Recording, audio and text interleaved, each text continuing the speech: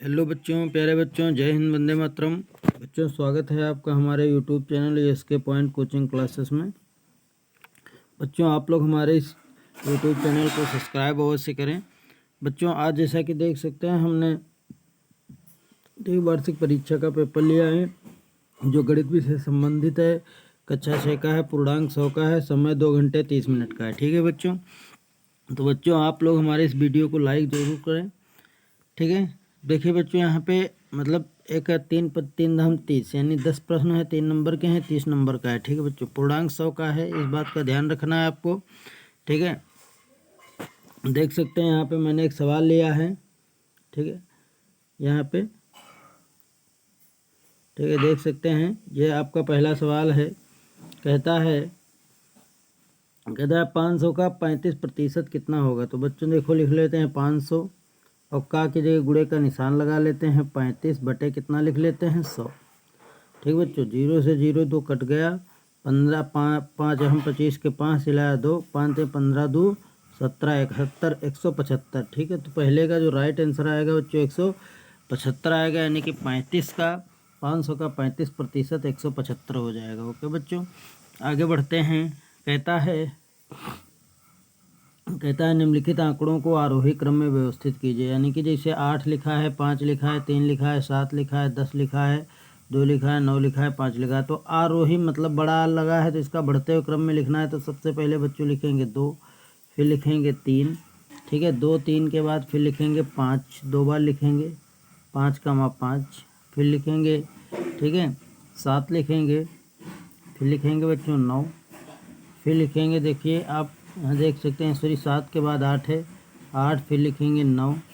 ठीक है बच्चों, 9 फिर लिखेंगे, और 9 के बाद कितना है बच्चों, 10 है। तो इस प्रकार से मैंने इन संख्याओं को आरोही क्रम में लिख दिया। आरोही का मतलब होता है बढ़ता हुआ क्रम। ठीक है बच्चों, आगे बढ़ते हैं।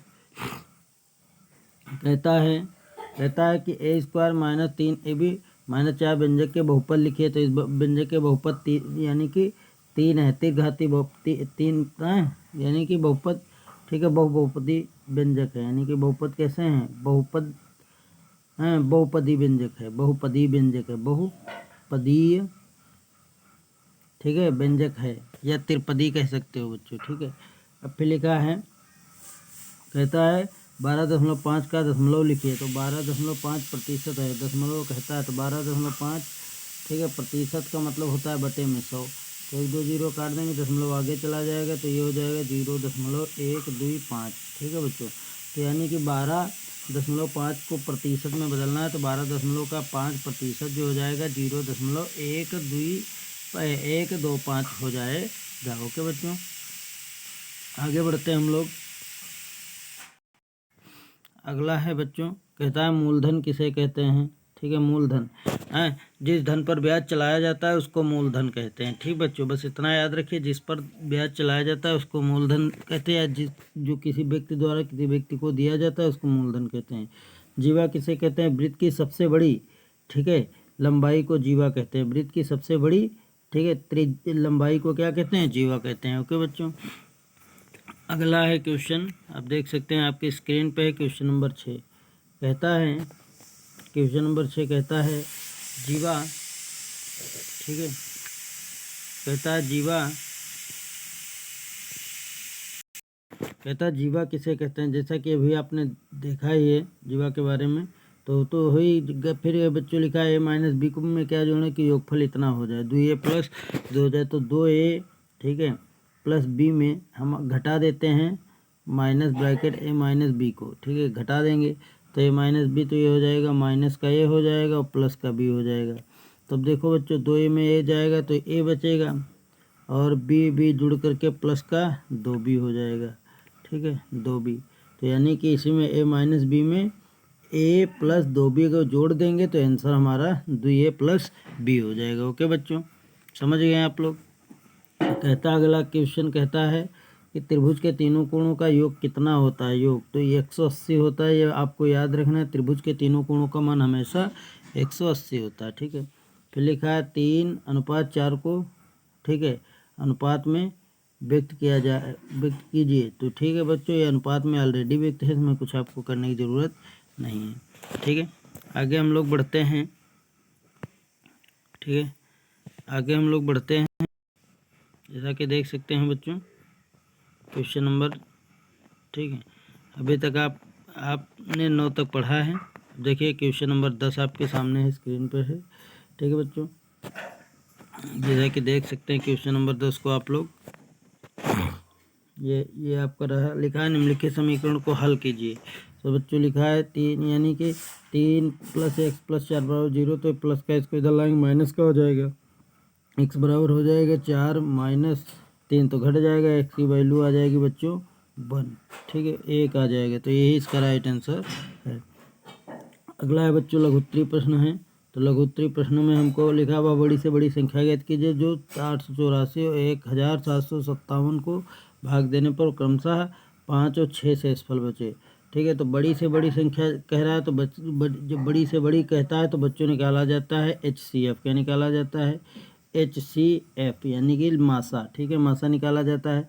अब जैसे 804 है, तो 804 में 5 घटा देंगे तो हमारा बचेगा 700, ठीक है, 99, 799 हो जाएगा। ठीक है बच्चों, 799 हो जाएगा। और 1045 में घटा देंगे तो हो जाएगा हमारा 1039, और इनका निकाल देंगे। ठीक है,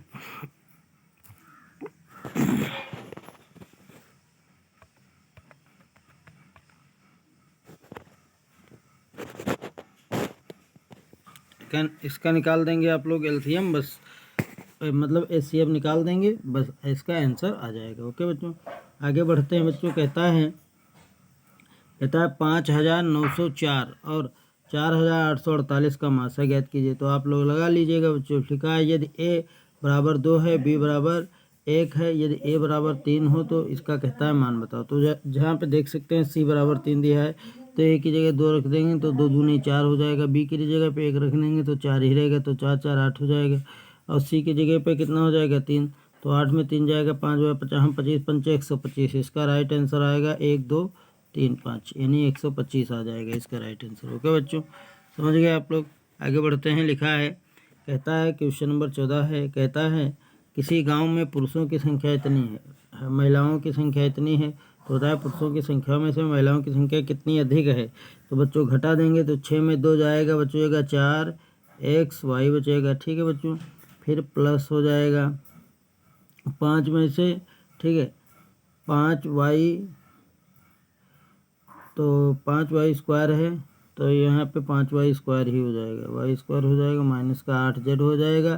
ठीक है, और माइनस का YX हो जाएगा, और माइनस का 2Y हो जाएगा। इतना बचेगा, यही इसका राइट आंसर हो जाएगा। ओके बच्चों, आगे बढ़ते हैं हम लोग। अगला क्वेश्चन है, ये देख सकते हैं आप लोग स्क्रीन पर, लिखा है सरल कीजिए। क्वेश्चन नंबर 15 है, सरल करना है बच्चों। तो ये तो आप लोग जानते हैं, सबसे पहले छोटा ब्रैकेट हटाते हैं, तो 6 में से 4 घटा देंगे, 2 बच जाएगा हमारा। फिर इन 9 में से 5 जाएंगे, 9 में 5 जाएगा, बचेगा 4, तो +4 हो जाएगा 4। ठीक है, तो 4 और +4 और 2 कितना हो जाएगा? 6। अब देखो बच्चों, हो जाएगा 6 और प्लस कितना है? 20, तो ऐड कर देंगे तो टोटल हमारा कितना हो जाएगा? 26। तो 26 इसका राइट आंसर हो जाएगा। ठीक है बच्चों, 26 इसका राइट आंसर हो जाएगा। ओके, अगला है क्वेश्चन नंबर बच्चों 16 है। कहता है निम्नलिखित को सरल कीजिए। ये दिया हुआ है, आप जैसा देख सकते हैं, इसको सरल करना है। तो इसमें कुछ नहीं करना होता है बच्चों, यहाँ पे बस इस चीज़ का ध्यान रखना है। देखिए पहले ब्रैकेट हटा लेते हैं, तो ये माइनस का हमारा 5 हो जाएगा, और ये माइनस का हमारा 2 हो जाएगा, लेकिन रहेंगे गुणे में ही, तो माइनस माइनस प्लस के ये 10 हो जाएंगे। ठीक है, अब यहाँ पे हमारा प्लस माइनस का हो जाएगा 25, ठीक है, और माइनस गुणे माइनस का हो जाएगा 7।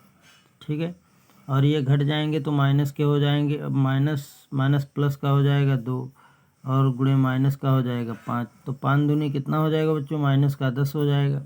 ठीक है, 10 और 10 हो जाएगा। और यहाँ पे आप देख सकते हैं ये बच्चों 7 दिया है, तो इस तरीके से इसको गुणा करके लिख लेंगे, बस आंसर आ जाएगा। ओके, आगे है बच्चों, दिया है क्वेश्चन नंबर 17। कहता है, ठीक है, कहता है अजय के विभिन्न विषयों में प्राप्तांकों का निम्नवत दर्शाया गया है, जैसा कि देख सकते हैं। तो इनको ग्राफ में दर्शाना है। ठीक है, तो कहता है उपयुक्त आंकड़ों का ग्राफ द्वारा निरूपण कीजिए। ठीक है, आपके सब्जेक्ट टीचर ने बताया होगा, उसी आधार पर इसका निरूपण करना है। ओके बच्चों, आगे बढ़ते हैं हम लोग। क्वेश्चन नंबर 17 है, बढ़िया है क्वेश्चन। 18 देख सकते हैं बच्चों यहाँ पे, ये है, ठीक है। कहता है कि व्यंजक इतने को इतने सरल कीजिए, यानी कि इसको भाग कर मतलब घटाना है और घटा के सरल कर देना। देखो बच्चों 5x² माइनस 7 है, घट जाएगा तो माइनस का 2x² बचेगा, ठीक है।